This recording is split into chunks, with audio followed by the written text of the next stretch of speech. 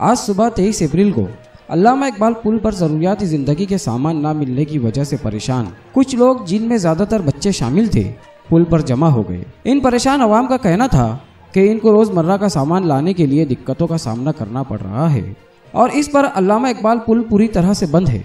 इनको रोजमर्रा के सामान लाने के लिए कुछ रास्ता खोल दिया जाए। आइए इस बात पर छावनी पुलिस स्टेशन के परवीन वाडेले साहब का क्या कहना है, हम आपको हमारे न्यूज चैनल जाग मेरे शहर के जरिए सुनाते हैं। 9:15 वाजता काही लोक अल्लामा पूल वरती आले।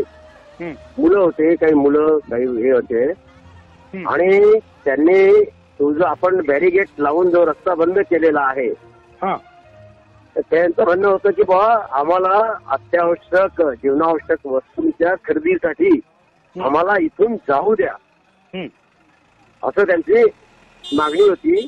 त्या ठिकाणी आपले 3 कर्मचारी होते आणि आपण तो पूल बंद केला असल्यामुळे त्यांना सांगितलं की बाबा तुम्हाला अत्यावश्यक वस्तू ज्या आहेत पण तुमच्या त्याच ठिकाणी येतील। तर त्याच्यात त्यांनी ते बॅरिगेट पाडले आणि त्याच वेळेमध्ये SRPF आपली जे रिलीफ पॉइंट आहे ते जॉईन होण्यासाठी SRP आली होती। SRP आल्यावरती ते सगळे तिथून पळून गेले। ही एवढीच घटना घडलेली आहे, कुठल्याही प्रकारचं तिथे असं काहीही झालेलं नाही। ऐसे ही अवामी बेदारी वाली न्यूज के लिए हमारे YouTube न्यूज चैनल को लाइक, सब्सक्राइब और बेल आइकॉन को प्रेस करना ना भूलें।